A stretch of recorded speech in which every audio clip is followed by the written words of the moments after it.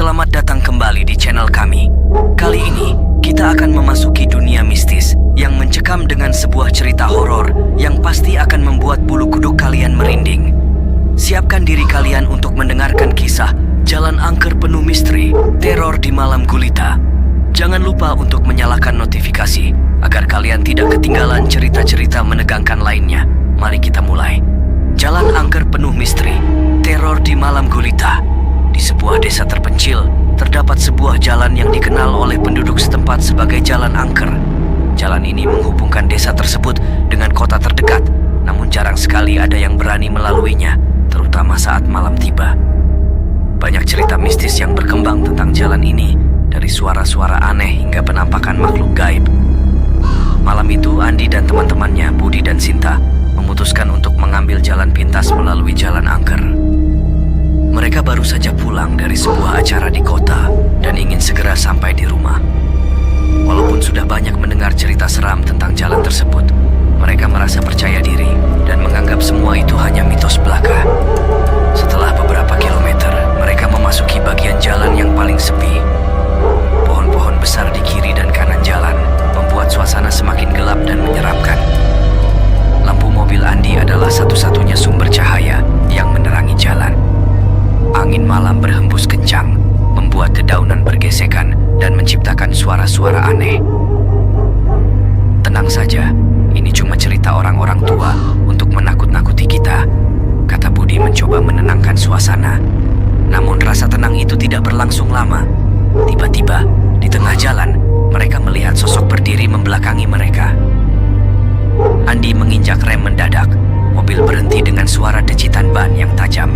Sosok itu tidak bergerak, tetap diam di tempatnya. "Apa itu?" tanya Sinta dengan suara bergetar. Andi dan Budi saling bertukar pandang, tidak tahu harus berbuat apa. Setelah beberapa saat, Andi memberanikan diri keluar dari mobil untuk memeriksa. Ketika ia mendekati sosok tersebut, rasa takutnya semakin menjadi-jadi. Saat Andi mencapai sosok itu, ia menyadari bahwa yang berdiri di hadapannya adalah seorang wanita dengan pakaian putih kotor dan berlumuran darah. Wajahnya pucat dengan mata terbuka lebar, tetapi tatapannya kosong. Andi mundur dengan langkah terhuyung-huyung, hampir jatuh saking terkejutnya. "Astaga, ini mayat!" teriak Andi sambil berlari kembali ke mobil. Budi dan Sinta yang mendengar teriakan Andi segera keluar dari mobil untuk melihat apa yang terjadi. Mereka juga terkejut melihat pemandangan tersebut. Wanita itu jelas sudah tidak bernyawa, tetapi bagaimana bisa ada mayat di tengah jalan seperti ini? "Kita harus lapor polisi," kata Budi, mencoba berpikir jernih di tengah kepanikan. Namun sebelum mereka sempat melakukan apapun, suasana di sekitar mereka berubah drastis. Udara menjadi semakin dingin, dan kabut tebal mulai muncul entah dari mana. Di antara kabut, mereka mulai mendengar suara-suara aneh, seperti bisikan yang tidak jelas asalnya. Sinta mulai menangis ketakutan. "Aku ingin pulang. Ini terlalu menyeramkan." Andi segera menyuruh mereka masuk kembali ke mobil. Mereka setuju dan cepat-cepat masuk ke dalam mobil, mengunci pintu, dan melanjutkan perjalanan dengan perasaan tidak menentu. Namun mereka baru saja melaju beberapa meter ketika sesuatu yang mengerikan terjadi. Di cermin spion, Andi melihat sosok wanita itu kini berdiri di tengah jalan, menatap mobil mereka dengan tatapan dingin. Namun yang membuat darah mereka membeku adalah melihat sosok lain bermunculan dari balik pepohonan di kedua sisi jalan. Mereka adalah makhluk-makhluk yang tidak sepenuhnya manusia, dengan tubuh yang cacat dan wajah penuh penderitaan. Andi menginjak pedal gas dengan keras, berusaha keluar dari tempat itu secepat mungkin. Mobil melaju kencang, tetapi sepertinya jalan itu tidak ada habisnya. Setiap kali mereka merasa sudah hampir keluar, jalan itu seolah-olah berputar dan membawa mereka kembali ke titik awal. "Apa kita terjebak di sini?" tanya Budi dengan suara putus asa. Tidak ada yang bisa menjawab. Kabut semakin tebal, membuat pandangan mereka terbatas. Suara bisikan semakin keras dan kini terdengar seperti rintihan dan jeritan kesakitan. Sinta menutupi telinganya, mencoba menghalau suara-suara itu. Tiba-tiba, mobil mereka berhenti mendadak.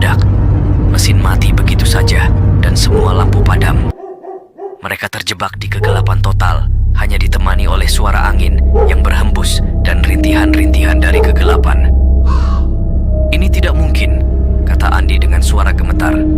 "Kita harus keluar dari sini." Mereka mencoba menyalakan mobil kembali, tapi mesin tidak merespons. Suasana semakin mencekam ketika suara langkah kaki terdengar mendekat. Dari kegelapan mereka melihat sosok-sosok mulai muncul, mendekati mobil mereka dengan gerakan yang lambat tetapi pasti. Sinta mulai menangis semakin keras. "Aku tidak mau mati di sini." Andi dan Budi mencoba menenangkan Sinta sambil terus berusaha menyalakan mobil. Ketika mereka hampir putus asa, tiba-tiba mesin hidup kembali dan lampu menyala. Tanpa berpikir panjang, Andi langsung menginjak gas dan mobil melaju kencang, meninggalkan sosok-sosok itu di belakang. Setelah beberapa kilometer, kabut mulai menghilang dan mereka akhirnya melihat tanda-tanda peradaban. Jalanan yang tadinya gelap dan sepi kini mulai diterangi lampu-lampu jalan. Mereka menghela napas lega ketika melihat rumah-rumah penduduk di kejauhan. Mereka akhirnya sampai di rumah dengan selamat. Namun, pengalaman di jalan angker itu meninggalkan trauma mendalam pada mereka. Mereka tidak pernah membicarakan kejadian itu lagi, tetapi bayangan wanita berlumuran darah dan sosok-sosok menyeramkan itu terus menghantui mereka dalam mimpi-mimpi buruk mereka. Demikianlah kisah mencekam dari Jalan Angker Penuh Misteri, Teror di Malam Gulita. Semoga cerita ini bisa menjadi pengingat bagi kita semua untuk selalu berhati-hati, terutama saat melewati tempat-tempat yang dikenal angker.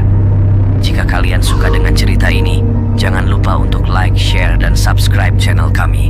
Sampai jumpa di cerita horor berikutnya. Tetaplah waspada dan selamat malam.